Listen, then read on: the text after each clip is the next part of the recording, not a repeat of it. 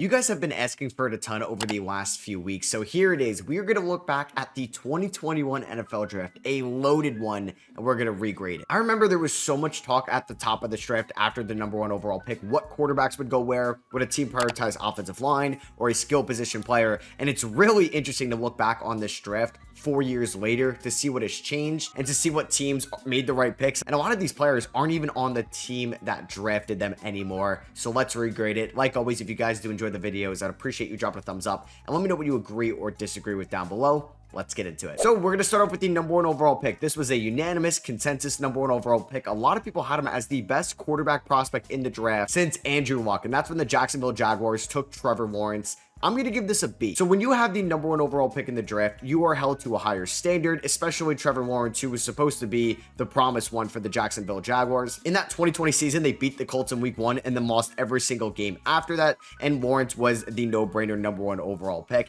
I'm giving this a B because I do think Lawrence is still a good quarterback, and I do feel bad for him, at least in his rookie year, where he had Urban Meyer, maybe the worst possible head coach for him, going into Jacksonville, be his head coach, and that kind of made his rookie year a wash after he was a little bit disappointing. Led the NFL in interceptions that year with 17, but bounced back in year number 2 with Doug Peterson. They go 9-8. They win a playoff game, beating the LA Chargers with their collapse there in the wildcard weekend. He throws for over 4,100 yards, 25 touchdowns, and 8 interceptions. Year 3 was kind of disappointing for Lawrence's standards, still threw 4,000 yards, but 14 interceptions on the year. Jaguars kind of choked towards the end of the year. They don't make the playoffs, and last year, they went 2-8, and Lawrence had multiple injuries. And I would say Lawrence is still a good quarterback. I still have a lot of faith in him. I still think he could be a top 10 quarterback in the league one day. I hope Liam Cohen can fix him. But when you look at the other quarterbacks that went in this draft, it could have been so much worse. So it's going to be a B. I may be a little bit generous, but I do think Lawrence is still a good player, even though he's now got a massive contract and he's got one playoff win to show for it. But there's a reason why that was a B, because at number 2, the New York Jets took Zach Wilson out of BYU. I have to give it an F. So they move on from Sam Darnold. They end up with the second overall pick. We all thought they were going to get the number one overall pick in that draft, but they won one too many games towards the end of the year. And then they select Zach Wilson out of BYU. He had a great combine pro day. And obviously a lot of people were hyping him up as the second best quarterback in this class. He didn't really inherit the best situation in the world for that 2021 Jets team, which was led by Robert Saleh. And the Jets ended up going 3-10 with Zach Wilson starting for that team. 9 passing touchdowns, 11 interceptions, and never really looked comfortable as the Jets starting quarterback. Now, the offensive line wasn't great. They did invest into running back and receiver in a couple drafts later with Garrett Wilson and Breece Hall coming over, but in year number 2, Zach Wilson only appeared in 9 games. He did have a 5-4 record, 6 touchdowns, 7 interceptions in that 2022 season, and then in 2023 goes 4-7 when Aaron Rodgers was basically done for the year during that week 1 game against the Bills. And now Zach Wilson is on the Denver Broncos, and he was selected 2nd overall. He was supposed to change this franchise, and it wasn't even close to that, so I gotta give it an F. Maybe I should give that a D+, because the Niners traded up a lot to get the 3rd overall pick. 3 first-round picks they gave up to take Trey Lance, who wasn't on the team basically after just starting 8 games for them. Maybe this is an F- because of the trade part. Lance appeared in 19 college games at North Dakota State, but he had the potential to be a franchise quarterback in this league. But in those 19 games, he played 2 games in 2018, a 16-game sample size in 2019, and then basically opted out of the COVID year, only playing 1 game in that 2020 season. And that was enough for John Lynch and one of the smarter front offices in the NFL to trade a haul to go up to number 3. They maybe wanted Mac Jones at the time. They take Trey Lance, who dealt with multiple injuries in his first 2 years in San Francisco. They still rocked with Jimmy G as the starting quarterback in 2021. And then in 2022, it was going to be Lance to be that full-time starting quarterback. He started that season for them, and then he gets injured, and then Brock Purdy ended up emerging as the franchise quarterback. He ended up getting traded in the 2023 offseason to the Dallas Cowboys for a 4th-round pick, and he's currently a free agent. I have to give this an F because he didn't work out whatsoever, and they are so lucky they took Brock Purdy with the last overall pick in the 2022 draft, because if they didn't luck out with Purdy, this team would look so different if they didn't end up making that selection, and it saved a lot of jobs, including Kyle Shanahan and John Lynch. So with the number 4 overall pick, we have so many good skill position players that went in this draft, but at number 4, the Atlanta Falcons took a tight end. They took the 6'6 weapon out of Florida, Kyle Pitts. I'm going to give this a D+. You got to let me know if I'm being harsh about this, but Kyle Pitts had such an exciting season in 2019, where in 13 games, he had 649 yards, and then topped that in 2020 with Kyle Trask as his quarterback, 43 catches, 770 yards, and 12 touchdowns. He was an All-American that season. And then he actually looked promising in his rookie year. He had over 1,000 yards and 1 touchdown on the year, and then it's just gone downhill ever since. He did miss a little bit of time in year number 2, but just had 356 receiving yards, and then was healthy in 2023, only had 3 touchdowns, and then in 2024, with his best quarterback by far, got off to an exciting start, but still just ended up with 47 catches for 600 yards. There were talks about moving Kyle Pitts to a receiver and not even play tight end anymore, because that's how hyped up he was coming out of Florida, and just the players that went after him, it makes this pick look that much worse. You can let me know if I'm being harsh with a D+, but it's definitely tough to look back on, because at number 5, the Cincinnati Bengals took Jamar Chase. Now, we all thought they could maybe go with an offensive tackle here. We'll get to that player in a little bit, but they took Jamar Chase, and it's worked out 100%. He just got paid the biggest amount annually for a receiver in the NFL by the Cincinnati Bengals. He's coming off a season where he just completed the Triple Crown, led the NFL with 127 receptions, 1,708 yards, and 17 touchdowns. He's had over 1,000 yards in every single year of his career. He's been an electric wide receiver 1 for Joe Burrow, who was his teammate for that 2019 LSU team. And you can make an argument he's the best receiver in the NFL. So yeah, that's an A+, 100%. Not as good of a receiver, but still a good one. Went 6th overall to the Miami Dolphins. They ended up trading down and then back up to select Jalen Waddle out of Alabama. A little bit of a shocker. He went over his Alabama teammate at the time. I'm going to give this a B. Now, Waddle has still been a good receiver in the league, and he really broke out in year number 2 in that 2022 season, where he had over 1,356 yards. He had 75 receptions. But over the last 2 years, he has dealt with some minor injuries. He played 14 games in 2023, had 1,000 yards on that season. And then in 2024, last year, 58 catches for 744 yards. Now, it didn't help that Tua was hurt for a little bit of time, and everybody pretty much outside of Jonnu Smith had a down year in that passing offense. And Waddle did get extended by the Miami Dolphins, and this is a good pick. You can let me know if this should be higher than a B. He was just selected 6th overall, and I feel like for his production, it hasn't been maybe top 6 pick worthy so far. But they could have taken so many worse players on the board. But at number 7, the Detroit Lions took who maybe some of us thought the Bengals would have taken at 5. They took Penei Sewell from Oregon. This is an easy A+ as well, one of the best picks in the draft. And since entering the NFL, he has been one of, if not the best offensive linemen in the league. He's made the Pro Bowl the last 3 years, and he's been a member of the All-Pro first team each of the last 2 years as well. He even finished 11th in Offensive Player of the Year voting this year. He was graded out as the 10th best offensive tackle out of 81 in 2022, number 1 in 2023, and number 3 in 2024. And I'm not sure if the Lions would have had one of the best offenses in the league over the last 2 years if they didn't take Sewell with the 7th overall pick. Like I said, easy A+.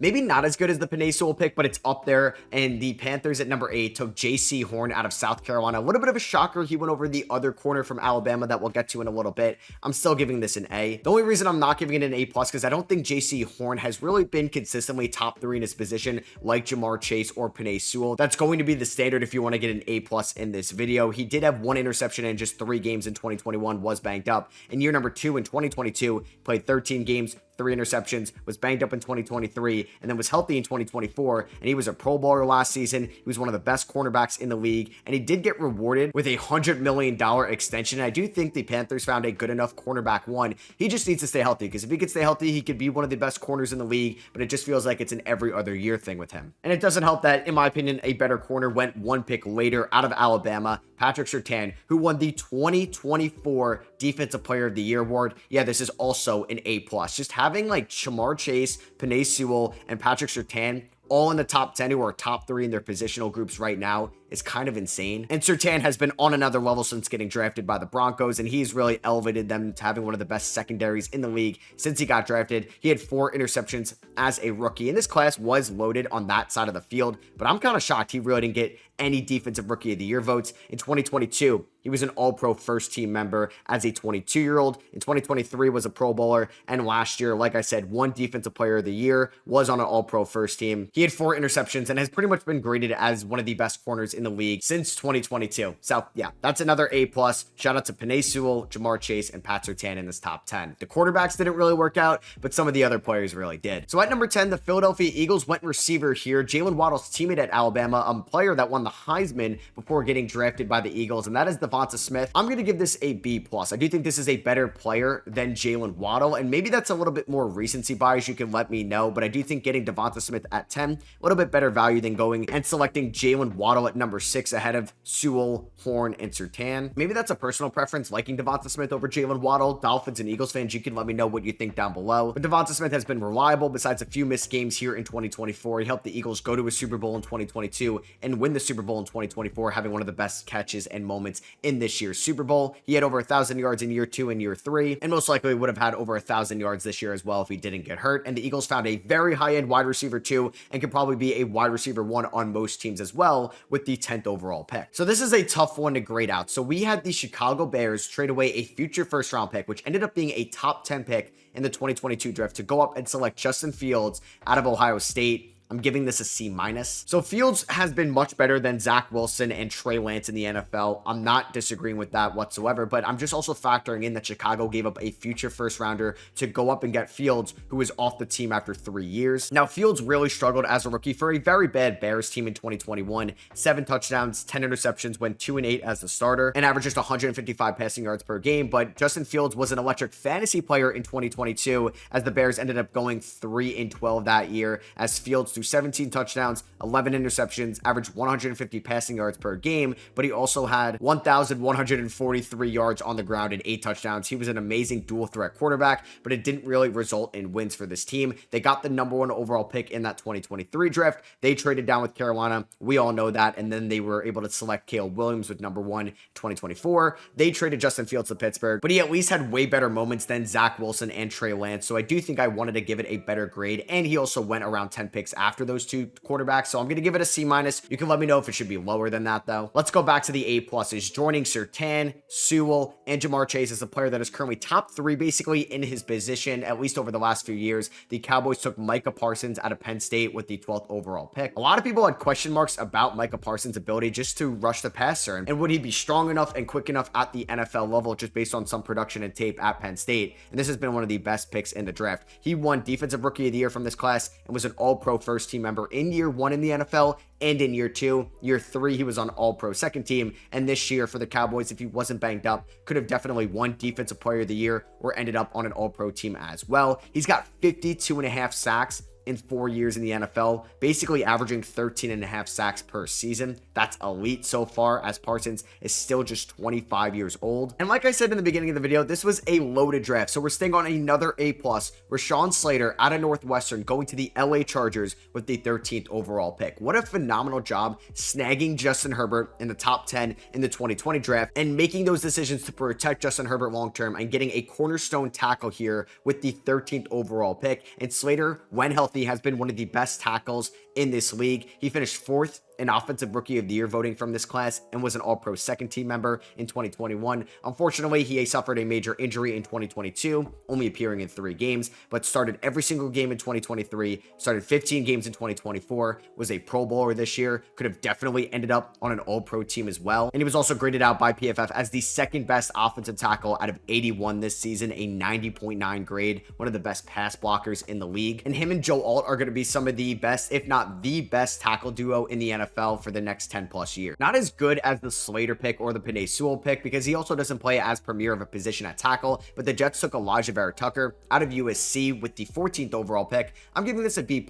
Elijah Vera Tucker has gotten better and better in each year of his career and rebounded nicely this year after suffering a major injury last year. And there were talks about Vera Tucker, could it be a tackle, could it be a guard coming out of USC? He played both positions in year number 2, and I think that can also fumble your development as well, or make it a little bit stagnant at the NFL level, only appearing in 7 games in 2022 and 5 games in 2023, but started 15 games for the Jets in 2024 and had his best year of his career. And as the Jets now have Justin Fields, who we talked about from this class, as their starting quarterback, they've invested into offensive line in free agency in the draft over the last few years as well. I think Elijah Vera Tucker is going to do great in this Jets offensive line unit next year. So I do like this pick. So next up at number 15, we had the 5th and final quarterback from this class go, and that was the New England Patriots selecting Mac Jones. I'm giving this a D-. Now, I was never the biggest fan of Mac Jones, especially in this New England Patriots offense. I thought they overachieved in Mac Jones' rookie year back in 2021, where he did go 10-7. He finished second in Offensive Rookie of the Year voting, and a lot of people thought after a 3,800-yard passing season, 22 touchdowns, and 13 interceptions, Mac Jones was basically the next Tom Brady for this team. They ended up making the playoffs, and that's why I'm giving this a D-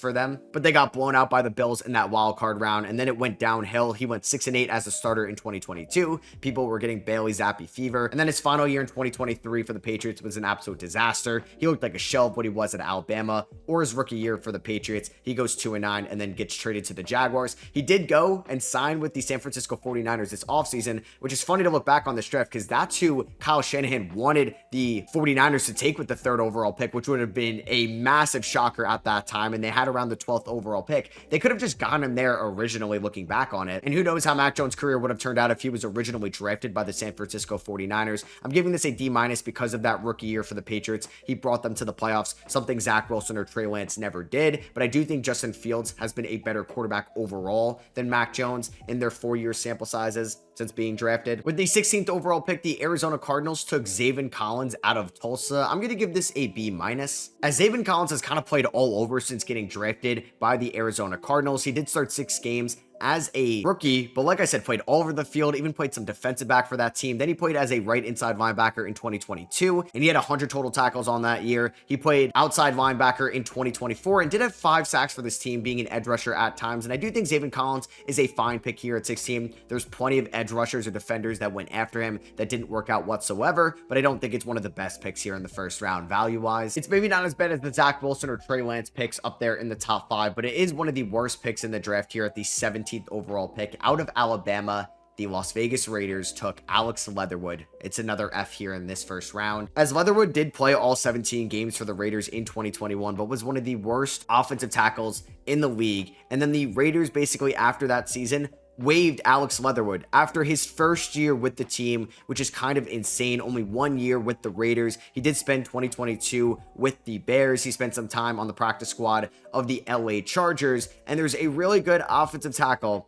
that went after Alex Leatherwood that we'll get to a little bit later. And the fact that that front office evaluated Alex Leatherwood better than that offensive tackle makes this pick look even worse. They didn't do the best job in the 2020 draft either, taking Henry Ruggs, Damon Arnett, Lynn Bowden Jr., Brian Edwards. Yeah, this was not a good time for the Raiders drafting department. Hopefully John Spytek is going to make this team look a little bit different. With the 18th overall pick, the Miami Dolphins kept it in state and they selected Jalen Phillips from the University of Miami. And I'm going to give this a B+ for the Miami Dolphins. I'm a little bit hesitant to go higher than that just because he suffered an ACL injury in week 4 of the 2024 season. So I'm a little bit skeptical on how Phillips is going to look after that injury, but he's been a very productive edge rusher for this team. He did struggle as a rookie, but really broke out in that 2022 season for the Dolphins. Was one of the better edge rushers in the NFL. He had 7 sacks that year in 15 games, 61 combined tackles, and was banged up yet again in 2023, and then unfortunately suffered that ACL tear in 2024. I do still think he could be a great edge rusher, and I just want to see a full season sample size with him and Bradley Chubb out there again, because that 2022 season was very encouraging with those guys together, so I hope we can see that in 2025. With the 19th overall pick, the Washington Commanders selected Jamin Davis out of Kentucky, and I'm going to give this a C- for the Commanders. Davis is no longer on this team. After getting released by the Commanders at the start of the 2024 season, he was signed to the Packers practice squad, then was claimed off the practice squad by the Minnesota Vikings in November, and he's currently a New York Jet. Davis did have 76 tackles as a rookie and 104 tackles as a sophomore in the NFL, 89 tackles in 2023, but like I said, is no longer on this team. Wasn't as productive as they would have liked out of Kentucky, and C- might be kind of generous, but I do think he at least gave them some production in the first 3 years of his career. The New York Giants here at number 20, they ended up trading down with the Chicago Bears to select a receiver out of Florida, Kadarius Toney. I gotta give it an F. Now, Kadarius Toney did show some encouragement, playing in 10 games, only starting 4 of them as a rookie for the Giants in 2021. 39 catches, 420 yards with Daniel Jones as a starting quarterback, but he could make some plays with the ball in his hands, but he could just not stay healthy, and he could also not avoid the drops as well. He ended up getting traded to the Kansas City Chiefs in that 2022 season for a 3rd round pick, which is actually good value for the Giants. That ended up getting traded to the Las Vegas Raiders, but either way, they at least got something back for Kadarius Toney. I still have to give this an F. He ended up winning a Super Bowl with the Chiefs in 2022, funny enough, and in 2023, the drops continued, and he actually spent some time and got one target from the Browns here in 2024, but this is another F here in the 2021 regrade. I think similar to the Jalen Phillips pick, a good edge rusher went here in the middle part of the first round, and that is Kwity Paye out of Michigan, going to the Indianapolis Colts at 21, giving this a B+ as well, as Paye has been very consistent for the Colts since being drafted, and he's been available as well. He played 15 games as a rookie. He did miss a couple games in 2022 as a sophomore, but still played 12 games. He had 6 sacks, and then started 16 games in 2023, 8.5 sacks, and then started 15 games in 2024. He had 8 sacks as well. Like I said with Phillips before, they could have taken a much inferior player here with their pick in the first round. Unfortunately for the Tennessee Titans here at 22, they took Caleb Farley, the 3rd corner in this draft after Horn and Surtain. I have to give this an F. Now, Farley had a bunch of stuff off the field and also had some major injuries coming out of Virginia Tech and in the NFL, but I do think he could have been a very good player in the league if he never really got hurt. It just hurts a little bit that the 2 corners selected ahead of him ended up being some of the best young corners in the league, and Farley just played 12 games for the Titans in his first 2 years of his career. He did not play at all in 2023. He did appear in 9 games for the Panthers in 2024, and I hope he could still be a rotational corner or at least a starting corner in this league for the rest of his career. But specifically for this pick at 22 for the Titans, I have to give it an F. Now, this is the tackle that I said the Raiders should have taken at 17. So we're on the clock here with the Vikings at 23. They took Christian Darrisaw, also out of Virginia Tech. This is an A+. As if you could just get a franchise offensive tackle, especially this late in the first round, that is an absolute home run of a pick, as Darrisaw has yet to make an All-Pro or a Pro Bowl in his career so far, which I feel like is a little bit messed up for Darrisaw. I feel like he should have at least 1 feat on his resume already. He did play 12 games as a rookie, 14 games as a sophomore, 15 games in 2023, and just 7 games in 2024. So I do hope that Darrisaw could stay healthy going forward. But when he is healthy, he is one of the best offensive tackles in the league. He was graded by PFF as the 2nd best offensive tackle in 2022 when he played, 8th best in 2023, and 11th best in 2024. That is an elite offensive tackle who spent time protecting Kirk Cousins, Sam Darnold, and is now going to be protecting JJ McCarthy for the next 10 plus years, if McCarthy works out for them. Now, this was a shocker at the time. The Pittsburgh Steelers, with the 24th overall pick, selected Najee Harris, an absolute stud running back out of Alabama, but selecting him in the first round didn't really work out in the long term for this team. I'm going to give this pick a C+. Now, I do think Najee has been one of the more underrated running backs in the league since getting drafted, just because he's played every single game, 17 games every single year over the last 4 years. He had 1,000 yards every single year, and he's dealt with either some really bad quarterback play or some terrible offensive line play. And I do think he's going to have a career year with the Chargers in 2025, because he's going to be part of the best passing attack he's been with Justin Herbert and Ladd McConkey over there. And he's also going to have an elite offensive line blocking for him. Mekhi Becton, they picked up this offseason, Rashawn Slater, who we've talked about in this video, and Joe Alt, who was a top 5 pick in 2024. But Najee was just consistent for this team. He plays hard. He plays through an injury. But just for where the Steelers were headed, they needed a lot more than just a running back, and just passing on so many talented guys for Najee Harris and Pat Freiermuth for the Steelers in 2021 hasn't really aged the best. And we had back-to-back running back picks. We had the 25th overall pick be Travis Etienne to pair up with his college quarterback Trevor Lawrence, who went #1 overall in this draft. I'm going to give this a C- for the Jaguars. I do think Etienne was productive in his rookie year, which was 2022,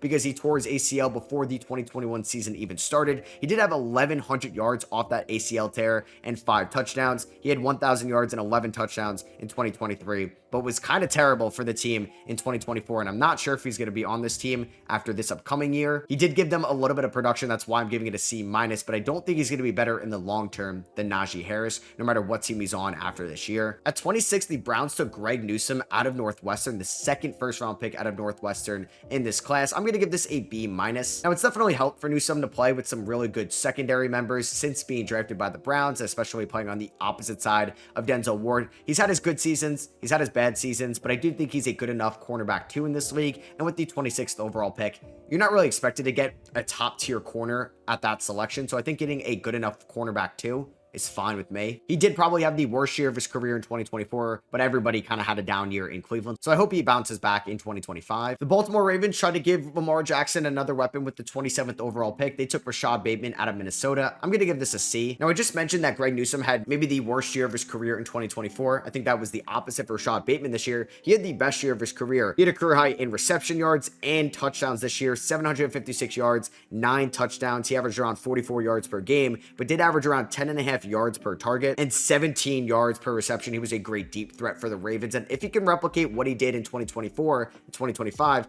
this pick is definitely going to age a little bit better. But just because it was kind of a disaster through the first 3 years and he dealt with some injuries, I really can't give it higher than a C right now. At 28, the New Orleans Saints took Peyton Turner. And when I was doing research for this video, I completely forgot that they took Turner out of Houston in the first round in this draft. And Turner ended up signing with the Dallas Cowboys this offseason. He played in 31 games for the Saints over the first 4 years of his career. He was a fine defensive line depth piece, but was never really a good enough starter since being drafted by the Saints. So I'm going to give this a D because there were some better defensive linemen that went a couple picks later. At 29, the Green Bay Packers took Eric Stokes out of Georgia. I'm giving this a C-. Stokes was a rotational corner for this team over the last 4 years, and he did sign with the Raiders this offseason. I don't think he's the worst corner in the world, and I don't think this is one of the worst picks in the first round, but I really can't give it higher than a C- based off his production. You can let me know, Packers fans, if you think it should be lower than that. And this is why I think that Peyton Turner pick looks a little bit worse, as the Buffalo Bills with the 30th pick selected Gregory Rousseau out of Miami, and he was somebody that was projected to be a top 10 pick going into this 2021 draft, and his production wasn't the best at Miami that year. The Bills took a chance on the potential there with the 30th overall pick, and they inked him to a massive 4-year, $80 million extension this offseason to keep him in Buffalo for 4 more years. He's coming off a year where he forced 3 fumbles, 3 pass deflections, and had 8 sacks on the year. Definitely the best year of his career. So I gotta give this an A, just getting that type of production with the 30th overall pick in the draft. And another defensive lineman that was better than Peyton Turner was Odafe Oweh, who played with Micah Parsons out of Penn State, went to the Baltimore Ravens at 31. I'm giving this a B+,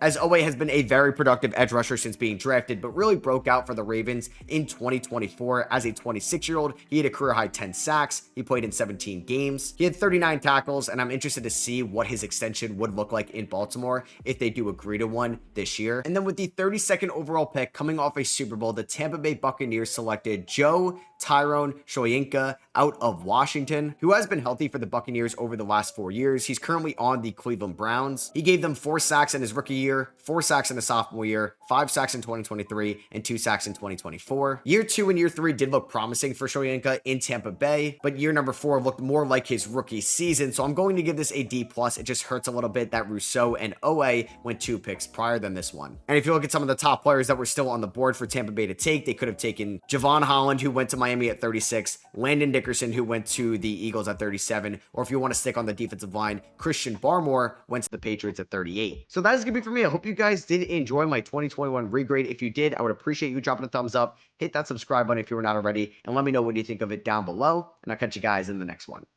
Peace.